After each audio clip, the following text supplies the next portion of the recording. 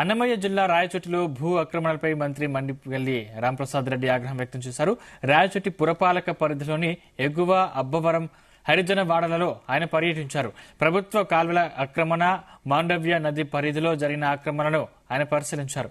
ప్రభుత్వ భూములు, కాల్వలు, నదులు ఆక్రమిస్తున్నా అధికారులు ఉదాసీనంగా వ్యవహరిస్తున్నారని మండిపడ్డారు. 24 గంటల్లో ఆక్రమణలను గుర్తించి తొలగించాలని ఆదేశించారు మంత్రి రాంప్రసాద్ రెడ్డి.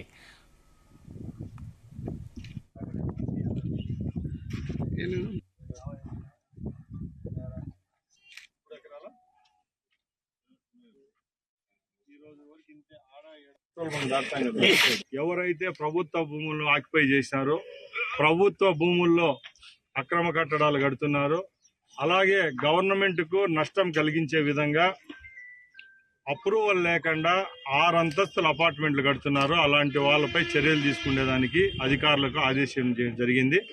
అలాగే ముఖ్యంగా రాయచోట్లో ఒకప్పుడు పట్టణం వెలిసే ముందు మాండవ్య నది ఒడ్డునపైనే రాయచోటి పట్టణం వెలిసింది. ఇప్పుడు మాండవ్య నది ఆక్యుపై అయిపోయి చుట్టూ 2 పక్కల బిల్డింగులు అలాగే అపార్ట్మెంట్ వెలిసినాయి. ముఖ్యంగా బఫర్ జోన్ కూడా వదలకుండా ఈరోజు కోట్లాది రూపాయలు వెచ్చించి ఇక్కడ బిల్డింగులు కడుతున్నారు.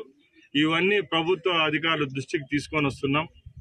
ముఖ్యంగా ఎవరైతే ట్యాక్స్ ఎగరగొడుతున్నారో, ప్లాన్ అప్రూవల్ లేవో, గవర్నమెంట్ గయాలు భూముల్లో బిల్డింగులు కడుతున్నారో అలాంటి వారిపై చర్యలు తీసుకుంటాం. ఇది ఏ పార్టీ వాళ్ళపై కక్ష సాధింపు కాదు.